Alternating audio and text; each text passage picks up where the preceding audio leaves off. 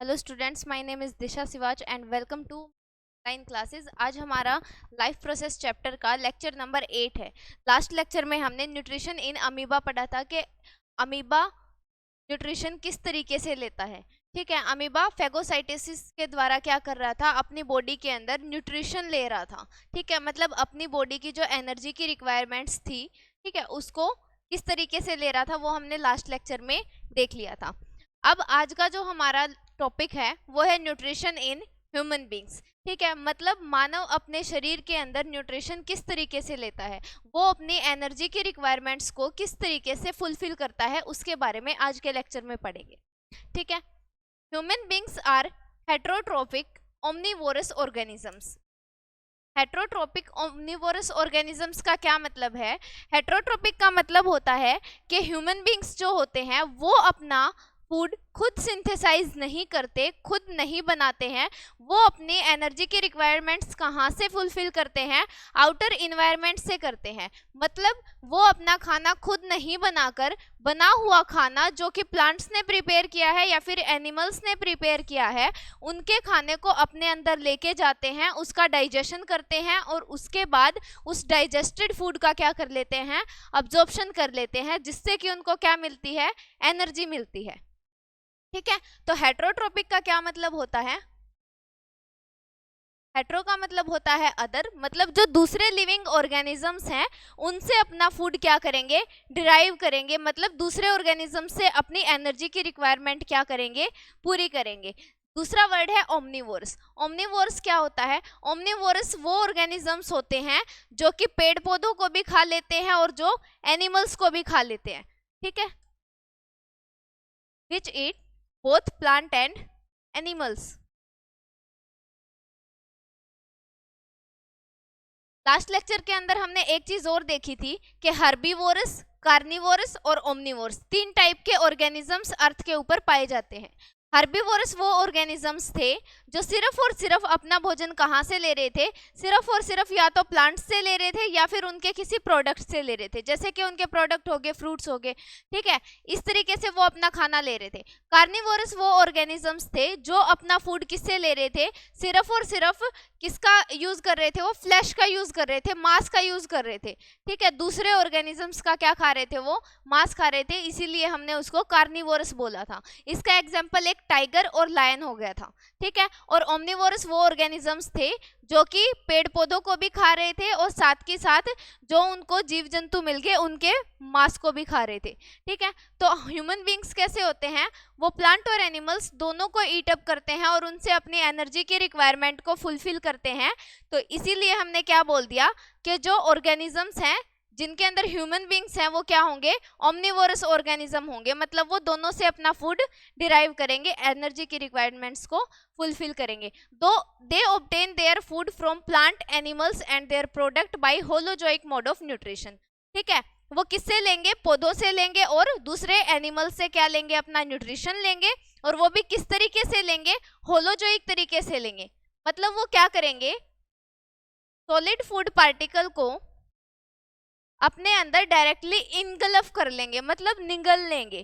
ठीक है, as a solid food material या फिर बोल दो कि लिक्विड भी ले सकते हैं, लेकिन वो अपना फूड मटेरियल कहाँ से लेंगे? इन्वायरमेंट से डायरेक्टली लेंगे, अब्जॉर्प्शन के थ्रू। ठीक है, अच्छा, the essential component of human diet. ठीक है, डाइट का क्या मतलब होता है? ह्यूमन डाइट का मतलब है कि हम पूरे दिन भर में कितना खाना खाते हैं और उसके अंदर कौन कौन से न्यूट्रिएंट्स हैं, उसको हम बोलते हैं डाइट। ठीक है, हमारे भोजन के अंदर मोस्टली क्या होता है? पानी होता है। ठीक है, कार्बोहाइड्रेट्स होते हैं, फैट होती है, प्रोटीन, मिनरल और विटामिन। हम दिन भर में जितना भी जो कुछ भी खाना खाते हैं उसके अंदर हम क्या क्या चीजें लेते हैं? एक तो पानी लेते हैं। ठीक है, दूसरी चीज क्या लेंगे? कार्बोहाइड्रेट। कार्बोहाइड्रेट किससे मिलेगी?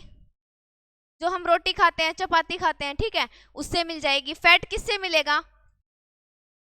मिल्क से भी मिल जाता है फैट। ठीक है, प्रोटीन किससे मिलेंगे? बहुत सारी जो हमारी पल्सीज होती हैं, दालें होती हैं, उनसे प्रोटीन्स भी मिल जाते हैं। ठीक है, अलग अलग टाइप के विटामिन भी मिल जाते हैं, मिनरल्स भी मिल जाते हैं, जैसे कि हम फ्लैश वगैरह खा लेते हैं तो। ठीक है, मांस खा लेते हैं या फिर मिनरल्स हमारे मिल्क के अंदर भी होते हैं। विटामिन जो होते हैं ये भी किसके अंदर मिलते हैं? अलग अलग टाइप के फूड के अंदर मिल जाते हैं, ठीक है। जैसे कि हमारे जो मांस होता है उसके अंदर भी विटामिन होते हैं, ठीक है। मिल्क के अंदर भी अलग अलग टाइप के, जैसे विटामिन के हो गया, विटामिन, तो इस तरीके से अलग अलग टाइप के विटामिन हमें इन्हीं चीज़ों के अंदर मिल जाते हैं, जैसे कि रोटी होगी, पल्सीज होगी, ठीक है, दालें होगी, मिल्क हो गया, इन्हीं के अंदर से हमें अलग अलग टाइप के क्या मिल जाएंगे, विटामिन मिल जाएंगे। अगर हम अब ये जितने भी कंपोनेंट दे रखे हैं फूड के अंदर, ठीक है, अगर हम ये प्रॉपरली रोज की रोज ये सारे के सारे न्यूट्रिएंट्स तो ले रहे हैं, ठीक है, तो हम क्या रहेंगे, हेल्दी रहेंगे। क्यों? क्योंकि ये सारे के सारे हमारे लिए बहुत जरूरी है। अगर पानी नहीं लेंगे तो भी हमारी एनर्जी की रिक्वायरमेंट फुलफिल नहीं होंगी, ठीक है। प्रोटीन्स भी हमारी बॉडी, प्रोटीन्स नहीं होंगे तो क्या होगा, हमारी बॉडी के अंदर अगर कोई सेल्स वगैरह डैमेज होगी, टिश्यूज डैमेज हो गए, ठीक है, उनको रिपेयरिंग करने की क्षमता हमारे शरीर के अंदर नहीं रहेगी, ठीक है। तो इसलिए प्रोटीन्स भी जरूरी हैं, विटामिन भी जरूरी हैं। जैसे कि विटामिन ए की कमी होगी तो आंखों का रोग हो सकता है, ठीक है, विटामिन डी की कमी होगी, स्किन का कोई रोग हो सकता है। तो इस तरीके से अगर इन 7 या 6 जितनी भी चीजें हैं, इनमें से अगर किसी की भी कमी हुई तो हमारी बॉडी के अंदर क्या होगा, कोई ना कोई डिजीज हो सकती है, ठीक है। तो इसको हम क्या बोलेंगे, अगर हम अपनी डाइट के अंदर प्रॉपरली ये सारी चीजों को ले रहे हैं तो उसको हम बोलेंगे बैलेंस्ड डाइट। अब इसके अंदर ये नहीं है कि सारे के सारे ज्यादा रिक्वायरमेंट है हमें सब चीजों की, कि बहुत ज्यादा खाने हैं, नहीं। हो सकता है हमें वाटर की ज्यादा नीड हो, ठीक है, फैट की कम जरूरत हो, विटामिन की भी कम जरूरत हो, ठीक है। तो इनकी जरूरत के हिसाब से हमें अपनी बॉडी के अंदर इनकी कितनी रिक्वायरमेंट है उसके हिसाब से एक बैलेंस्ड तरीके से अगर हम अपनी डाइट लेते हैं, अगर हम अपनी डाइट के अंदर सारी चीजें थोड़ी थोड़ी रोज लेते हैं तो हमारी बॉडी क्या रहेगी, प्रॉपरली हेल्दी रहेगी, ठीक है। और इस डाइट को हम क्या बोलेंगे, बैलेंस्ड डाइट बोलेंगे, ठीक है। तो ह्यूमन बींग्स के अंदर डाइजेशन किस तरीके से होता है, उससे पहले हमें यह समझने की जरूरत थी कि हम डाइजेशन करेंगे किसका। तो हम डाइजेशन किसका करेंगे, डाइजेशन हम करेंगे प्रोटीन्स का करेंगे, कार्बोहाइड्रेट का करेंगे, ठीक है, वाटर का, मिनरल्स का, ठीक है, इन सब चीजों का करेंगे। और डाइजेशन का क्या मतलब होता है, डाइजेशन का मतलब होता है, डाइजेशन का मतलब होता है कॉम्प्लेक्स फूड पार्टिकल्स को सिंपल के अंदर कन्वर्ट करना और फिर क्या कर लेना, अपनी बॉडी के अंदर उसको अब्सॉर्ब कर लेना, ठीक है। अब कॉम्प्लेक्स फूड पार्टिकल्स से अगर हमने सिंपल फूड पार्टिकल्स के अंदर चेंज कर भी लिया तो हमारी बॉडी को तो एनर्जी नहीं मिलेगी उस चीज से। हमारी बॉडी को एनर्जी कब मिलेगी, जब हम उस फूड पार्टिकल्स में से जो भी न्यूट्रिएंट्स निकले हैं, ठीक है, उनको जब हम अपनी सेल्स के अंदर पहुंचाएंगे, हमारी बॉडी के अंदर अब्जॉर्ब करेंगे, उस टाइम पे हमें क्या मिलेगी, एनर्जी मिलेगी, ठीक है। तो ये जितनी भी चीजें हैं इनको लास्ट में, इन कॉम्प्लेक्स फूड पार्टिकल्स को लास्ट में सिंपल मॉलिक्यूल्स में हमारे डाइजेस्टिव सिस्टम के द्वारा क्या किया जाएगा, कन्वर्ट किया जाएगा। और लास्ट में इन सबको किस चीज के अंदर कन्वर्ट किया जाता है, जो सिंपल फॉर्म होती है, सिंपल फॉर्म होती है हमारी ग्लूकोज, ठीक है। लास्ट में इन सारी चीजों को ग्लूकोज के अंदर कन्वर्ट कर दिया जाता है, ठीक है। और यहां से हमें क्या, ग्लूकोज से हमें क्या मिलती है, एनर्जी मिलती है। उसके बाद है digestive system in human beings. जो इंसान होते हैं उनके अंदर डाइजेस्टिव सिस्टम किस तरीके का होता है, ठीक है। एक तो ये जो सिस्टम वर्ड है, ये सिस्टम वर्ड है, इसका क्या मतलब होता है, देखो, डाइजेस्टिव सिस्टम मतलब एक तरीके का सिस्टम है, ठीक है। वो किससे बना हुआ होगा, सबसे पहले हमें पता होना चाहिए हमारी जो बॉडी होती है वो छोटी छोटी सेल्स से मिलके बनी है, ठीक है। जब बहुत सारी सेल्स आपस में इकट्ठी हो जाएंगी, गैदरिंग कर लेंगी, तो किसकी फॉर्मेशन करेंगी, टिश्यू की फॉर्मेशन करेंगी। और टिश्यू, बहुत सारे टिश्यू जब अलग अलग टाइप के टिश्यू आपस में कंबाइन होंगे तो क्या करेंगे, वो एक ऑर्गन की फॉर्मेशन कर देंगे। और बहुत सारे ऑर्गन जब आपस में कंबाइन करेंगे, आपस में गैदरिंग करेंगे, एक साथ में मिलके काम करेंगे, तो वो किसकी फॉर्मेशन करेंगे, वो ऑर्गन सिस्टम की फॉर्मेशन करेंगे। और बहुत सारे ऑर्गन सिस्टम आपस में कंबाइन होके क्या करेंगे, ऑर्गेनिज्म की फॉर्मेशन करेंगे। अब जो डाइजेस्टिव सिस्टम है वो हमने बता दिया कि ये एक ऑर्गन सिस्टम है। इसका मतलब इसके अंदर अलग अलग टाइप के क्या होंगे, ऑर्गन्स ने पार्टिसिपेट किया हुआ होगा, ठीक है। तो अब इसके अंदर ऑर्गन कौन कौन से होते हैं उनके बारे में पढ़ना है। अब वो जो ऑर्गन्स हैं बहुत सारे, ठीक है, जो ऑर्गन है बहुत सारे वो अलग अलग टाइप की सेल्स से भी बने होंगे, ठीक है, कोई मस्कुलर होगा, ठीक है, कोई मसल्स की सेल्स होंगी, कोई ज्यादा टाइटली पैक्ड सेल्स होंगी, ठीक है, कोई नेचर के अंदर बाहर की साइड एक्सपोज होंगी, कोई ऐसी सेल्स भी होंगी जो हमारी बॉडी के अंदर हैं जिन्हें हम नहीं देख सकते, जो इनर साइड में होंगी। तो अलग अलग टाइप के हमारे इस सिस्टम के अंदर ऑर्गन्स मिलेंगे, ठीक है। अच्छा, अब डाइजेस्टिव सिस्टम जो है उसके दो पार्ट होते हैं, ठीक है। डाइजेस्टिव सिस्टम के मतलब जब हम फूड को अपने अंदर लेके जाएंगे, जब उसको डाइजेस्ट करना है, उससे एनर्जी लेनी है, तो वो किस तरीके से होगी, ठीक है। पहला पार्ट तो होता है डाइजेस्टिव सिस्टम का एलिमेंट्री कैनाल, दूसरा होता है पार्ट डाइजेस्टिव ग्लैंड्स, ठीक है। अब इसका क्या मतलब है, अब जो एलिमेंट्री कैनाल है, एलिमेंट्री कैनाल तो वो पैसेज होती है जिसके अंदर हमारा फूड क्या करता है, एंटर करता है, ठीक है। एक तरीके की एक नलिका होती है, एक कैनाल होती है जिसके अंदर फूड एंटर करेगा और उस पूरी नलिका से हो करके, उस पूरी कैनाल से हो करके लास्ट में क्या होगा, उसके अंदर से सारे न्यूट्रिएंट्स बीच में कैनाल के सक कर लिए जाएंगे, अब्जॉर्ब कर लिए जाएंगे और लास्ट में जो वेस्ट मटेरियल होगा वो क्या कर देगा, शरीर से बाहर निकाल दिया जाएगा, ठीक है। और दूसरा होता है डाइजेस्टिव ग्लैंड्स। जिस टाइम पे हमारा फूड एलिमेंट्री कैनाल के अंदर ट्रेवल कर रहा होगा, हमारे माउथ से लेके एनस तक जब ट्रेवल करेगा, तो इस एलिमेंट्री कैनाल के बीच बीच में अलग अलग टाइप के ग्लैंड्स का सिक्रीशन हमारी बॉडी के अंदर आता रहेगा। वो सिक्रीशन क्या करेगा, ठीक है। अब ये ग्लैंड्स क्या करेंगे, ये ग्लैंड्स अलग अलग टाइप के एंजाइम्स बनाएंगे। वो एंजाइम्स क्या करेंगे, वो एंजाइम्स हमारे फूड को, कॉम्प्लेक्स पार्टिकल्स को सिंपल फॉर्म में कन्वर्ट करने का काम करेंगे। और डाइजेशन होता क्या है, डाइजेशन का मतलब ही ये होता है कि कॉम्प्लेक्स फूड पार्टिकल्स को हम क्या कर देते हैं, सिंपल फूड पार्टिकल्स में चेंज करके हमारी बॉडी को क्या देते हैं, हम एनर्जी दे देते हैं, ठीक है। अच्छा, अब ये जो एलिमेंट्री कैनाल होती है ह्यूमन की, इसके बारे में देखते हैं।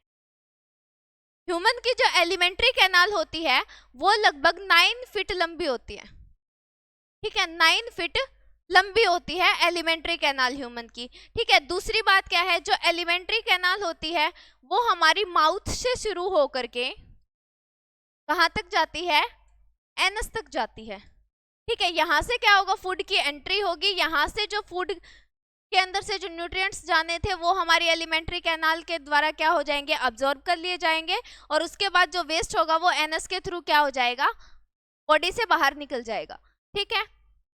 और एलिमेंट्री कैनाल के बारे में क्या क्या हो सकता है, एलिमेंट्री कैनाल जो ये 9 फीट की है, इसके अंदर वेरिंग डायमीटर होता है। इस वेरिंग डायमीटर का क्या मतलब है, वेरिंग डायमीटर का मतलब है, अब ये 9 फीट लंबी जो एलिमेंट्री कैनाल है वो शुरुआत से लेकर के लास्ट तक ये नहीं है कि अगर वो इतनी चौड़ी है तो वो इतनी ही चौड़ी रहेगी, कहीं पे इसका साइज कम भी हो जाएगा, कहीं पे इसका साइज बढ़ भी जाएगा, ठीक है। मतलब जो ह्यूमन की एलिमेंट्री कैनाल होती है उसका साइज, उसका जो डायमीटर है वो हमेशा वेरी करता रहता है, कहीं पे बढ़ जाएगा, कहीं पे घट जाएगा, ठीक है। तीसरी चीज, जो एलिमेंट्री कैनाल होती है ह्यूमन बींग्स की, इंसानों की एलिमेंट्री कैनाल हमेशा कैसी होती है, कंप्लीट होती है, ठीक है।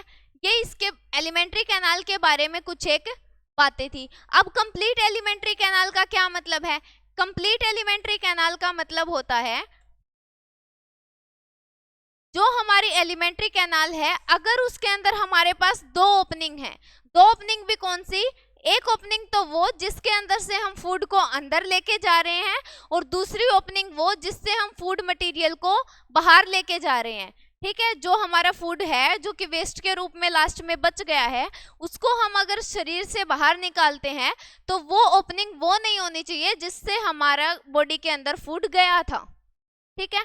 फूड को अंदर लेने के लिए और वेस्ट मटेरियल को बाहर निकालने के लिए अगर हमारे पास 2 अलग अलग ओपनिंग है तो उसको हम बोलेंगे कंप्लीट एलिमेंट्री कैनाल, ठीक है। तो हमारी जो एलिमेंट्री कैनाल होती है वो कंप्लीट होती है। इसके बारे में कैसे बता सकते हैं, जैसे कि हम जो फूड है वो अंदर लेते हैं, वो किसके थ्रू लेते हैं, माउथ, ये क्या है, एक ओपनिंग ही तो है, ठीक है। उसके बाद जब हमारा पूरा का पूरा जो फूड है वो डाइजेस्ट हो जाता है, उसके बाद हम लास्ट में क्या करते हैं, एनस के थ्रू अपना वेस्ट बाहर निकाल देते हैं। तो ये भी एक अलग ओपनिंग है। तो हमारे डाइजेस्टिव सिस्टम के अंदर दो ओपनिंग है और दोनों अपना अलग अलग काम करती हैं। एक फूड की एंट्री करवाता है, दूसरा जो फूड वेस्ट के रूप में बच गया उसको शरीर से बाहर निकालता है। तो इसलिए हम क्या बोल सकते हैं कि हमारी जो डाइजेस्टिव सिस्टम है वो एलिमेंट्री कैनाल है वो कैसी है, कंप्लीट है। अब इनकम्प्लीट किसके अंदर होगी,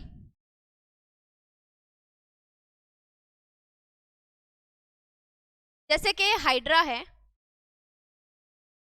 ठीक है, हाइड्रा एक ऑर्गेनिज्म का नाम है। अब हाइड्रा के अंदर क्या होता है, हाइड्रा के अंदर ये होता है इसका माउथ का पार्ट, ठीक है, हाइड्रा के अंदर ये होता है इसका माउथ का पार्ट। उसके बाद इसकी जो एलिमेंट्री कैनाल होती है वो इस तरीके से होती है, ठीक है, ये जो पर्पल कलर में दिख रही है ये क्या है, इसकी एलिमेंट्री कैनाल है। अब इसके अंदर हम एक चीज को देख सकते हैं कि यहाँ इसकी एलिमेंट्री कैनाल जो है वो कहीं पे भी जा करके, ऐसा नहीं है कि वो इस हाइड्रा के किसी भी पोर्शन में जा करके कहीं खुल रही हो, ठीक है, इसके अंदर सिर्फ क्या है, माउथ ही है। ये माउथ ही क्या काम करेगा, दोनों काम करेगा, फूड को अंदर लेने का काम भी माउथ करेगा और इसके अंदर इस एलिमेंट्री कैनाल के अंदर जब फूड एंटर करेगा तो यहाँ पे जब फूड आएगा वो इसकी वॉल्स क्या कर लेंगी, अब्जॉर्ब कर लेंगी, ठीक है, मतलब न्यूट्रिएंट्स को कौन निकाल लेगा इसके अंदर से, सक कौन कर लेगा, फूड पार्टिकल से, एलिमेंट्री कैनाल की जो वॉल्स होंगी वो। उसके बाद अगर मान लो इसने फूड खाया था, उसके अंदर से न्यूट्रिएंट्स निकल गए तो कुछ ना कुछ तो इसके अंदर वेस्ट भी प्रोड्यूस होगा, उस वेस्ट का क्या होगा, अब उस वेस्ट को, ऐसा तो है नहीं कि इसके पास कोई और ओपनिंग हो, एलिमेंट्री कैनाल में अगर हाइड्रा की में एक ही ओपनिंग है तो इसी ओपनिंग के थ्रू क्या कर देगा, वो वेस्ट को बाहर निकाल देगा, ठीक है, अपने माउथ से ही क्या करेगा, पहले तो फूड को अंदर ले जाने का काम करेगा, उसके बाद जो फूड को डाइजेस्ट होने के बाद जो वेस्ट बचा हुआ है वो सारा का सारा वेस्ट ये माउथ के थ्रू ही क्या कर देगा, एक्सक्रीट आउट कर देगा। सुनने में गंदा लग रहा है, ठीक है, लेकिन हाइड्रा के अंदर क्या होता है, हाइड्रा के अंदर जो हमारी एलिमेंट्री कैनाल होती है वो इनकम्प्लीट होती है। तो इनकम्प्लीट एलिमेंट्री कैनाल का मतलब पता लगा कि इनकम्प्लीट एलिमेंट्री कैनाल उसे बोलेंगे अगर किसी भी ऑर्गेनिज्म को फूड अंदर ले जाने के लिए और वेस्ट बाहर निकालने के लिए अगर एक ही रास्ता है, एक ही ओपनिंग है, तो उसको हम बोलेंगे इनकम्प्लीट एलिमेंट्री कैनाल। और अगर किसी भी ऑर्गेनिज्म के अंदर फूड को शरीर में अंदर ले जाने के लिए अलग ओपनिंग है और उसको डाइजेस्ट करने के बाद उसमें से न्यूट्रिएंट्स निकालने के बाद जो वेस्ट बच गया उसको बाहर, शरीर से बाहर निकालने के लिए अगर दूसरी ओपनिंग है तो हम उसको बोल सकते हैं कि उसका डाइजेस्टिव सिस्टम कैसा है, कंप्लीट है, ठीक है। तो हमारा डाइजेस्टिव सिस्टम कैसा है, कंप्लीट है, क्योंकि हमारे अंदर माउथ से तो क्या होती है, फूड की एंट्री होती है और एनएस से क्या होती है, उसका एक्सक्रीशन होता है, ठीक है। तो हमारी एलिमेंट्री जो कैनाल है उसके अंदर कौन कौन से ऑर्गन्स पार्टिसिपेट करेंगे, ठीक है, कौन कौन से ऑर्गन्स हैं हमारी एलिमेंट्री कैनाल के अंदर। हमारी एलिमेंट्री कैनाल शुरू कहाँ से होती है, माउथ से। नेक्स्ट पार्ट हमारा होता है कौन सा, बक्कल कैविटी।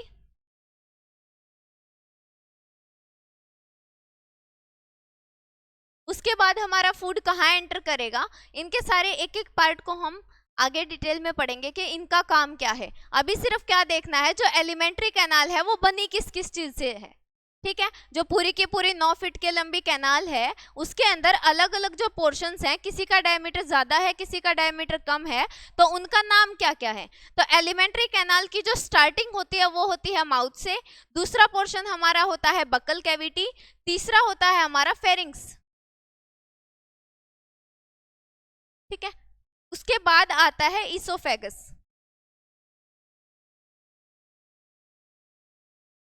उसके बाद फूड कहाँ एंटर करेगा, उसके इसोफेगस के बाद फूड एंटर करेगा स्टमक के अंदर, ठीक है। स्टमक के बाद कहाँ पे एंटर करेगा, स्मॉल इंटेस्टाइन के अंदर फूड एंटर कर जाएगा।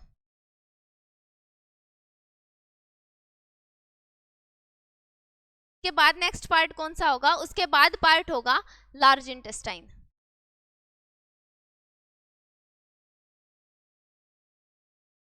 और फिर लास्ट में फूड कहाँ चला जाएगा, लास्ट में फूड चला जाएगा एनएस के थ्रू बाहर।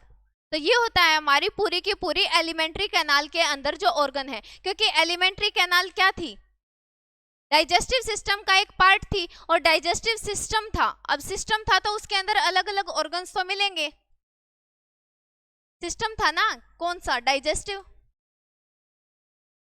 और डाइजेस्टिव सिस्टम था तो हमने एक बात पहले ही पढ़ी थी कि जो हमारा सिस्टम होता है वो किससे बना हुआ होता है, अलग अलग टाइप के ऑर्गन से मिलकर बना हुआ है।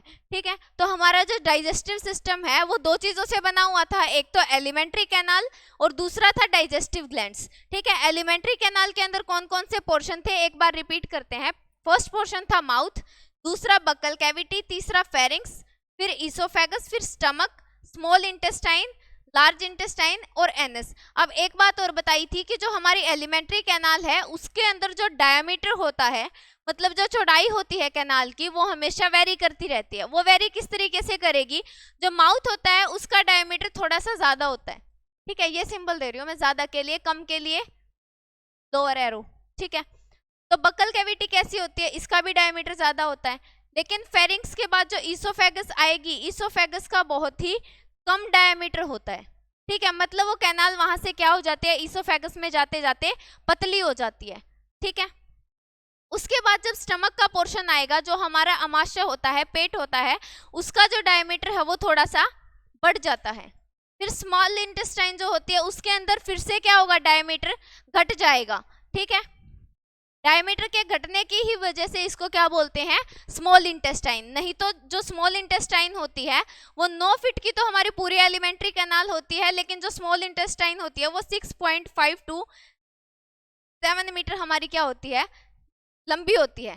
ठीक है, मतलब पूरी एलिमेंट्री कैनाल का मैक्सिमम पोर्शन किसके अंदर आ चुका है, स्मॉल इंटेस्टाइन के अंदर आता है। लेकिन इसको फिर भी स्मॉल बोलते हैं, सबसे ज्यादा बड़ा पोर्शन होने के कारण भी, क्योंकि इसका डायमीटर क्या है, बहुत ही ज्यादा कम है। उसके बाद आएगी लार्ज इंटेस्टाइन। लार्ज इंटेस्टाइन का जो डायमीटर होता है वो ज्यादा होता है। ठीक है, सबसे ज्यादा जो डायमीटर होता है पूरी एलिमेंट्री कैनाल में वो कौन से पोर्शन का होता है, लार्ज इंटेस्टाइन का। उसके बाद होती है एनस। एनस का डायमीटर लार्ज इंटेस्टाइन से तो कम होता है, लेकिन वैसे नॉर्मल ही होता है। ठीक है, तो इस तरीके से जो डायमीटर है एलिमेंट्री कैनाल का वो क्या करता रहता है, वेरी करता रहता है, बदलता रहता है। ठीक है, सेकंड पोर्शन हमने क्या देखा था, हमने बात करी थी डाइजेस्टिव ग्लैंड्स की।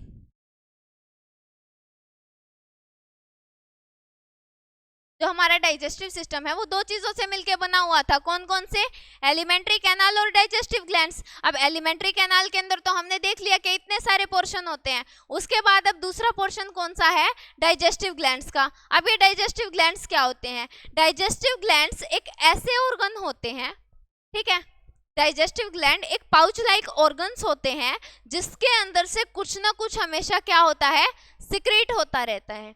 ठीक है, तो ये ग्लैंड्स क्या करते हैं, इस पूरी एलिमेंट्री कैनाल, जब फूड यहाँ से जा करके पूरे एनस तक जाता है, उसके बीच बीच में अलग अलग, हर एक ऑर्गन के अंदर अलग अलग टाइप के ग्लैंड्स प्रेजेंट होते हैं। ठीक है, वो ग्लैंड्स क्या करेंगे, कुछ ना कुछ सिक्रीट करते रहेंगे, या तो कोई एंजाइम्स सिक्रीट करते रहेंगे या म्यूकस सिक्रीट करते रहेंगे। ठीक है, अपना कोई ना कोई सिक्रीशन क्या करते रहेंगे, एलिमेंट्री कैनाल के अंदर छोड़ते रहेंगे। ठीक है, तो डाइजेस्टिव ग्लैंड्स क्या होते हैं, वो अपना सिक्रीशन प्रोड्यूस करते रहते हैं और एलिमेंट्री कैनाल के अंदर, एलिमेंट्री कैनाल में छोड़ते रहते हैं। और इसके अंदर जो सिक्रीशन होता है डाइजेस्टिव ग्लैंड्स का, वो मोस्टली कैसा होता है, एंजाइम्स होते हैं, एंजाइम्स को सिक्रीट करते हैं। और एंजाइम्स का क्या काम होता है, डाइजेशन का काम होता है। ठीक है, तो हमारी एलिमेंट्री कैनाल के अंदर जो डाइजेशन होता है वो किसकी वजह से होता है, जो ये डाइजेस्टिव ग्लैंड्स हैं वो अपने अंदर से क्या करते रहते हैं, एंजाइम्स को सिक्रीट करते रहते हैं। और एंजाइम्स का काम होता है कॉम्प्लेक्स फूड पार्टिकल्स को सिंपल फूड पार्टिकल्स के अंदर क्या करना, कन्वर्ट करना। ठीक है, अच्छा, अब डाइजेस्टिव सिस्टम के अंदर ये दोनों चीजें तो देख ली कि डाइजेस्टिव ग्लैंड्स क्या होते हैं, एलिमेंट्री कैनाल क्या होती है। ठीक है, अच्छा, अब डाइजेस्टिव ग्लैंड के बारे में एक छोटी सी चीज और देख लेते हैं कि माउथ के अंदर कौन कौन से डाइजेस्टिव ग्लैंड्स होंगे। माउथ के अंदर, माउथ क्या होती है, माउथ जस्ट इस ओपनिंग का नाम है। ठीक है, ओपनिंग का नाम क्या है, माउथ। उसके बाद बक्कल कैविटी के अंदर डिफरेंट डिफरेंट टाइप के जो हमारे सलाइवरी ग्लैंड्स प्रेजेंट होंगे वो होंगे। ठीक है, जो सलाइवरी ग्लैंड्स हैं वो प्रेजेंट कहाँ पे होंगे, हमारी बक्कल कैविटी के अंदर। ठीक है, ईसोफेगस के अंदर कौन से ग्लैंड्स प्रेजेंट होंगे, ईसोफेगस के अंदर म्यूकस ग्लैंड प्रेजेंट होंगे। ठीक है, उसके बाद जब स्टमक के अंदर जाएंगे तो स्टमक की जो इनर लाइनिंग होगी, ठीक है, जो स्टमक होगा उसके अंदर भी अलग अलग टाइप के सिक्रीशंस होंगे। तो स्टमक के अंदर हमारे गैस्ट्रिक ग्लैंड्स प्रेजेंट होते हैं। वो गैस्ट्रिक ग्लैंड क्या करेंगे, अलग अलग टाइप की चीजें सिक्रीट करेंगे जो कि किसमें हेल्पफुल होगी, हमारे फूड के डाइजेशन में। जैसे कि स्टमक के अंदर HCl की प्रोडक्शन होती है, ठीक है, पेप्सिनोजन की प्रोडक्शन होती है, और किस चीज की, म्यूकस की फॉर्मेशन होती है। तो ये तीनों चीजें जो बनती हैं वो अलग अलग टाइप के ग्लैंड्स क्या करते हैं, सिक्रीट करते हैं। ठीक है, और इन ग्लैंड्स को हम क्या बोलते हैं, गैस्ट्रिक ग्लैंड्स, क्योंकि अगर ये स्टमक के अंदर प्रेजेंट है, स्टमक के ग्लैंड्स हैं, तो इनको बोलेंगे हम गैस्ट्रिक ग्लैंड। ठीक है, उसके बाद हमारा फूड जो गया है वो इंटेस्टाइन में गया है। ठीक है, तो इंटेस्टाइनल ग्लैंड्स बोल देंगे। ठीक है, इंटेस्टाइन की जो वॉल्स होती हैं, हमारी स्मॉल इंटेस्टाइन की वॉल्स होती हैं, उसके अंदर भी ग्लैंड्स प्रेजेंट होते हैं। वो क्या करते रहते हैं, कॉन्टिन्यूसली अपना कोई ना कोई सिक्रीशन छोड़ते रहते हैं, जिसमें अलग अलग टाइप के इंजाइम्स प्रेजेंट होते हैं। और वो इंजाइम्स क्या करेंगे, फूड के कॉम्प्लेक्स फूड पार्टिकल्स को क्या कर देंगे, सिंपल फूड पार्टिकल्स के अंदर कन्वर्ट कर देंगे। ठीक है, उसके बाद दो चीजें और रहेगी, एक तो है लिवर और दूसरी है पैंक्रियाज। ये भी क्या है, एक तरीके के ग्लैंड्स हैं। ठीक है, लिवर भी एक ग्लैंड है और पैंक्रियाज भी एक ग्लैंड है। पैंक्रियाज तो हमारी बॉडी के अंदर लार्जेस्ट ग्लैंड है।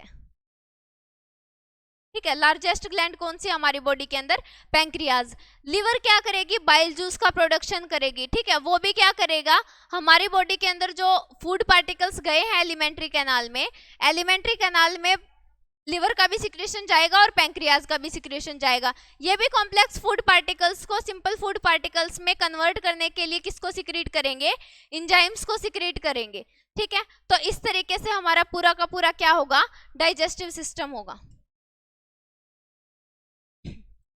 अब इसके अंदर हम देख सकते हैं कि न्यूट्रिशन इन ह्यूमन बींग्स, अभी हमने दो चीजों की बात करी थी कि ह्यूमन बींग्स में न्यूट्रिशन किसकी मदद से होगा, एक तो एलिमेंट्री कैनाल और दूसरी डाइजेस्टिव ग्लैंड्स। अब इसके अंदर देख सकते हैं कि फर्स्ट पोर्शन क्या बताया था हमने, माउथ।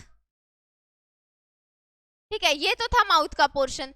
माउथ के अंदर अब ये जो मुंह का पार्ट होता है, ठीक है, अब माउथ क्या होती है, माउथ सिर्फ ये जो लिप्स के बाहर जो ये पोर्शन दिख रहा है जिससे हम खाना अंदर लेके जाते हैं, जस्ट इस ओपनिंग का क्या नाम होता है, माउथ। और माउथ के अंदर की साइड क्या होती है, जो खाली स्पेस दिखता है हमें, जहाँ पे हम अपने भोजन को क्या करते हैं, चबाते हैं, खाने को चबाते हैं। ठीक है, उस पार्ट का क्या नाम होता है, बक्कल कैविटी। ठीक है, अच्छा, तो ये पोर्शन हो गया किसका, बक्कल कैविटी का। उसके बाद एक कॉमन पैसेज दिखाई दे रहा है हमें, ये वाला, ये तो क्या है, हमारी नाक है। नाक से क्या आ रही है, हमारे हवा आएगी अंदर, यहाँ से फूड आएगा। ठीक है, तो ये जो कॉमन पैसेज है फूड के लिए भी और एयर के लिए भी, इसका नाम हम क्या रख देंगे, फेरिंग्स। फेरिंग्स कौन सा पोर्शन है, pharynx is common passage, common passage for air and food.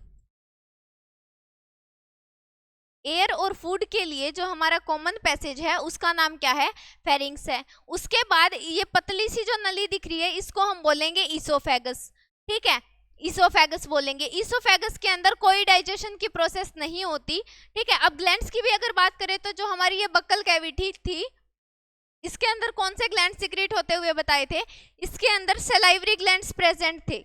ठीक है, सलाइवरी ग्लैंड्स जो क्या करेंगे, लार की फॉर्मेशन करेंगे। ठीक है, जो हमारे मुंह के अंदर लार होती है जिसको हम सलाइवा बोलते हैं, उसकी फॉर्मेशन करेंगे। और उसके अंदर अलग अलग टाइप के एंजाइम्स होंगे जो किसका डाइजेशन करेंगे, स्टार्च का डाइजेशन, जैसे कि टाइलिन एंजाइम हो गया, अमाइलेज हो गया।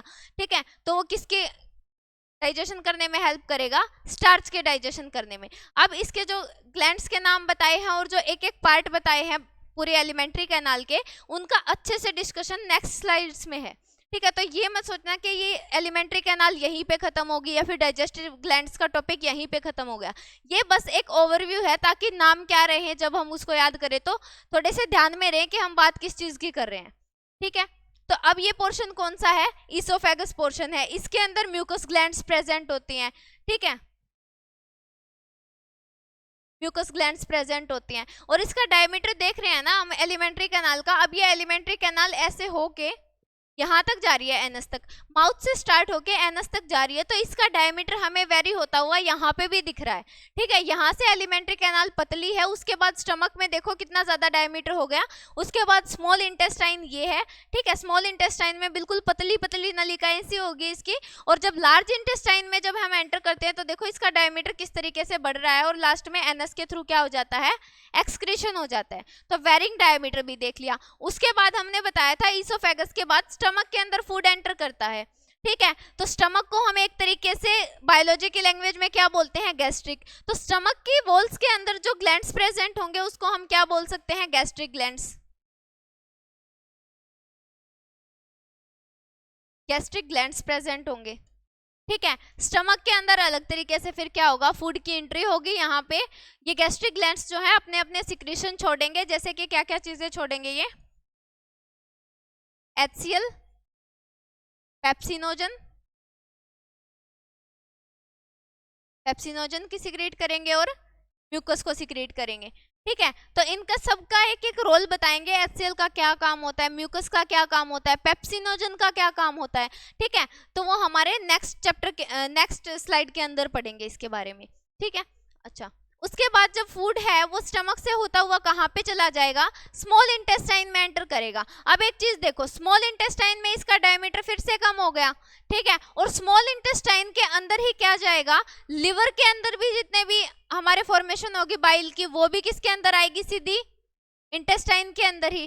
ठीक है, उसके बाद जो हमारी पेंक्रियाज होती है, पेंक्रियाज हमारे देखो लिवर जो होती है वो हमारे राइट साइड में प्रेजेंट होती है। ठीक है, राइट अब्डोमिनल रीजन में। अब अब्डोमिनल का नहीं पता होगा, अगर मान लो ये पूरा का पूरा इंसान है तो ये कौन सा रीजन हो गया, इसका हेड का रीजन हो गया। उसके बाद जो इसके जो डायफ्राम दिख रहा है, इसके जो ऊपर का पोर्शन है इसको हम बोलेंगे क्या, फेरिंक्स रीजन। ठीक है, इसके बाद जो ये नीचे का जितना भी पोर्शन रह गया उसका नाम होता है क्या, अब्डोमिनल रीजन। ठीक है, इसको बोलते हैं थोरैक्स रीजन। ठीक है, थोरैक्स रीजन, जो हमारी थोरैक्स कैविटी होती है वो कौन सी होती है, हमारे हेड से लेकर के जो डायफ्राम होती है उसके बीच का रीजन होती है थोरैक्स कैविटी। ठीक है, उसके बाद जो हमारे जो ये डायफ्राम होता है उस डायफ्राम के नीचे का जितना भी पोर्शन होता है उसको हम बोलते हैं अब्डोमिनल कैविटी। तो हमारे लिवर की पोजीशन कौन सी होती है, लिवर हमारे अब्डोमिन के नीचे राइट साइड में प्रेजेंट होता है। ठीक है, अब्डोमिन के नीचे राइट साइड में कौन प्रेजेंट होगा, लिवर प्रेजेंट होगा। ठीक है, लिवर के जस्ट नीचे कौन प्रेजेंट होगा, गॉल ब्लैडर होगा। ठीक है, अब इनके सारे की फंक्शनिंग तो नेक्स्ट स्लाइड में पढ़ेंगे। ठीक है, उसके बाद जो हमारी पेंक्रियाज होती है वो कहाँ पे प्रेजेंट होती है, हमारी जो पेंक्रियाज होती है वो इस स्टमक और इंटेस्टाइन, जहां पे स्टमक की तो एंडिंग हो रही है। ठीक है, स्टमक की तो एंडिंग हो रही है और इंटेस्टाइन की क्या हो रही है, स्टार्टिंग हो रही है। ठीक है, उस डियोडिनम के पार्ट के अंदर क्या होगा, उसके बीच में एक पोर्शन दिखेगा ऐसे, तो इसको हम बोलेंगे पेंक्रियाज। अब इसके जो हमारी लिवर होती है और जो पेंक्रियाज होती है उनके अंदर एक डक्ट होगी, एक नलिका होगी, उनमें से जो वो दो डक्ट निकलेंगी, जो दो नलिकाएं निकलेंगी वो एक साथ मिल करके किसके अंदर जाएंगी, स्मॉल इंटेस्टाइन में जाएंगी। मतलब जो लिवर ने फॉर्म किया है जो भी, ठीक है, जितने जो भी कुछ बाइल जूस प्रोड्यूस किया है वो, और पेंक्रियाज ने जितने भी एंजाइम्स प्रोड्यूस किए हैं वो सारे के सारे किसके अंदर चले जाएंगे, एक डक्ट के थ्रू, एक नलिका के थ्रू किसके अंदर चले जाएंगे, स्मॉल इंटेस्टाइन में चले जाएंगे। अब अलग अलग टाइप के एंजाइम्स लिवर से भी आ गए और पेंक्रियाज से भी आ गए, और इंटेस्टाइन की जो वॉल्स होती हैं वो भी क्या करेंगी, इंटेस्टाइनल जूस क्या कर देंगी, सिक्रीट कर देंगी। अब उसके अंदर भी एंजाइम्स होंगे, वो सारे के सारे एंजाइम्स मिलके क्या करेंगे, फूड के ऊपर एक्ट करेंगे और वो फूड को क्या कर देंगे, डाइजेस्ट करने का काम करेंगे। ठीक है, उसके बाद जो फूड एंटर करेगा वो लार्ज इंटेस्टाइन के अंदर करेगा। ठीक है, लार्ज इंटेस्टाइन में क्या होता है, लार्ज इंटेस्टाइन में कोई डाइजेशन नहीं होता क्योंकि कंप्लीट डाइजेशन की साइट होती है हमारी स्मॉल इंटेस्टाइन। ठीक है, यहाँ पे क्या होता है, कंप्लीट डाइजेशन की प्रोसेस होती है। कंप्लीट डाइजेशन मतलब हमारे फूड के अंदर जितने भी न्यूट्रिएंट्स थे, ठीक है, जितने भी न्यूट्रिएंट्स थे, चाहे वो कार्बोहाइड्रेट था, प्रोटीन था, फैट था, ठीक है, जितनी भी चीजें थी उन सब का डाइजेशन लास्ट में कहाँ पे होगा, उनका कंप्लीट डाइजेशन होगा स्मॉल इंटेस्टाइन के अंदर। अब अगर उसका डाइजेशन हो गया तो अब्जॉर्प्शन भी डाइजेस्टेड फूड का कहाँ पे होगा, डाइजेस्टेड फूड का अब्जॉर्प्शन भी होगा स्मॉल इंटेस्टाइन के अंदर। तो फिर लार्ज इंटेस्टाइन में क्या होगा, लार्ज इंटेस्टाइन के अंदर जो फूड के अंदर मिनरल्स रह गए, ठीक है, और जो विटामिन रह गए, उनका अब्जॉर्प्शन होगा किसके, और ज्यादा से ज्यादा वाटर जो रह गया उसका अब्जॉर्प्शन होगा हमारी लार्ज इंटेस्टाइन के अंदर। ठीक है, और उसके बाद क्या होगा, जो हमारे लार्ज इंटेस्टाइन होती है उसका लास्ट पार्ट का नाम होता है, लार्ज इंटेस्टाइन के लास्ट पार्ट का नाम होता है रेक्टम। रेक्टम, अब इस रेक्टम का क्या काम है, जो जिस फूड के अंदर से सारे तो डाइजेस्टिव पार्टिकल्स क्या हो गए, अब्जॉर्ब कर लिए, ठीक है, जितना भी डाइजेस्ट हो गया था सारा का सारा किसने सक कर लिया, स्मॉल इंटेस्टाइन ने। उसके अंदर से वाटर और मिनरल्स और विटामिन्स भी किसने कर लिए, लार्ज इंटेस्टाइन ने निकाल लिए। तो अब वो क्या रह गया, एक तरीके से वेस्ट रह गया। अब वो वेस्ट क्या होगा, ये तो है नहीं कि वेस्ट प्रोड्यूस हुआ और सीधा बाहर एक्सक्रीट आउट कर दिया, नहीं, वो वेस्ट क्या करेगा, टेम्पोरेरीली 5 से 6 घंटे के लिए हमारे रेक्टम के अंदर क्या हो जाएगा, स्टोर हो जाएगा। ठीक है, और फिर हम उसको एनएस के थ्रू क्या कर देंगे, एक्सक्रीट आउट कर देंगे। ठीक है, तो ये पूरा का पूरा पोर्शन किसका था, एलिमेंट्री कैनाल और डाइजेस्टिव ग्लैंड्स के बारे में थोड़ा थोड़ा पता किया है। ठीक है, तो इसके अंदर अलग अलग टाइप के ग्लैंड्स अपना सिक्रीशन छोड़ते रहेंगे, कुछ माउथ के अंदर अपने एंजाइम्स को छोड़ेंगे, कुछ क्या करेंगे, कुछ एक ग्लैंड्स हमारे स्टमक के अंदर अपना सिक्रीशन छोड़ेंगी, कुछ पैंक्रियाज जो है वो सिक्रीशन छोड़ेगी, कुछ इंटेस्टाइन छोड़ेगी। तो ये अलग अलग टाइप के एंजाइम्स आपस में मिलकर के क्या करेंगे, पूरे के पूरे फूड को डाइजेस्ट करने का काम करेंगे। अब फूड के अंदर क्या था, फैट्स थे, फैट को फैटी एसिड के अंदर कन्वर्ट कर देंगे, उसकी सिंपल फॉर्म है ये। ठीक है, जो हमारी प्रोटीएज जो एंजाइम है वो प्रोटीन को किसके अंदर, प्रोटीन को अमाइनो एसिड के अंदर, अमाइनो एसिड के अंदर कन्वर्ट कर देगा। जो हमारा कार्बोहाइड्रेट है, कार्बोहाइड्रेट के किसके अंदर कन्वर्ट कर देगा, ग्लूकोज के अंदर। ठीक है, जो हमारी स्टार्च है उसको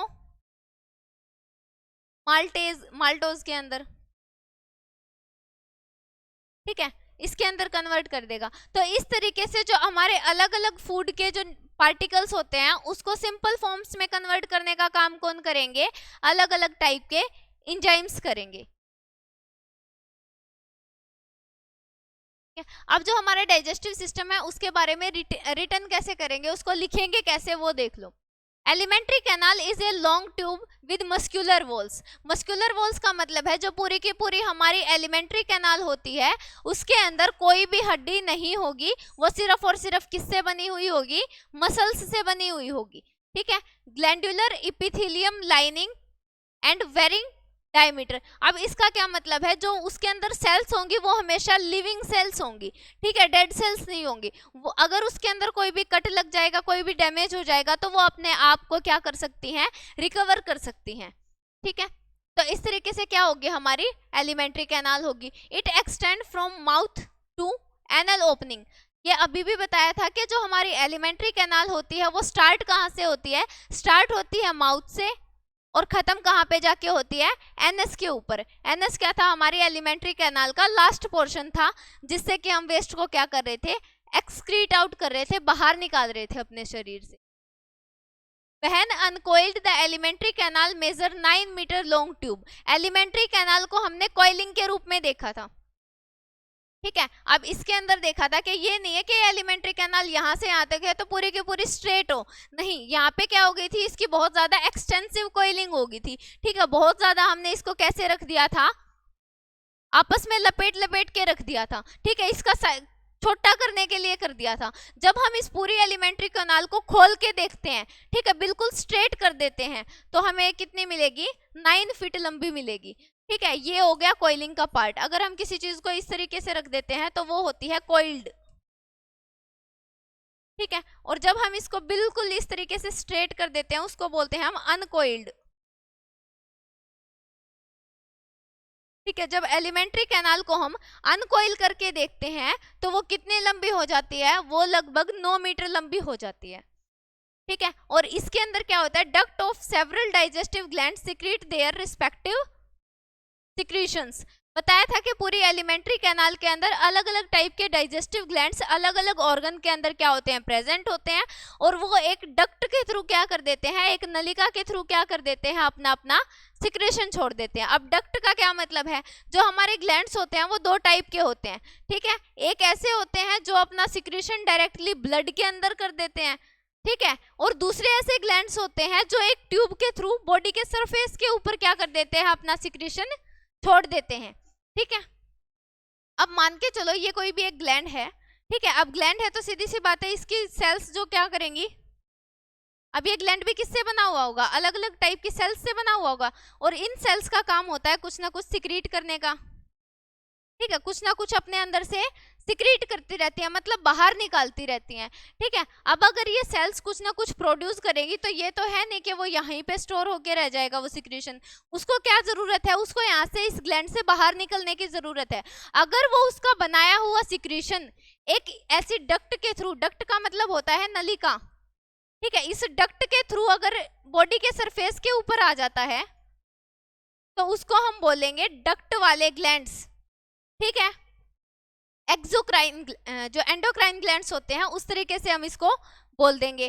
ठीक है, तो हमारी बॉडी के अंदर जो अलग अलग टाइप के ग्लैंड्स प्रेजेंट हैं वो किस तरीके से हो सकते हैं, वो 2 तरीके से हो सकते हैं। या तो उनके अंदर ऐसे डक्ट मिलेगी, या फिर कोई ऐसा ग्लैंड होगा वो डायरेक्टली किसके अंदर, ऐसे ब्लड स्ट्रीम के अंदर क्या कर देगा, अपना सिक्रीशन छोड़ देगा ब्लड के अंदर।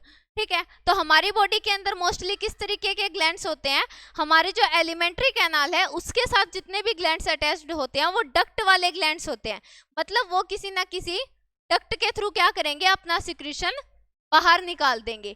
ठीक है, डायरेक्टली वो ब्लड के अंदर सिक्रीशन नहीं करेंगे, वो बॉडी के सरफेस के ऊपर करेंगे। ठीक है, जैसे कि सलाइवरी ग्लैंड्स हैं, वो मुंह के अंदर लार की फॉर्मेशन करते हैं। अब जो लार है वो हमारी बक्कल कैविटी के अंदर आई है, ठीक है, ऐसा तो है नहीं कि वो ब्लड के अंदर गई है। ठीक है,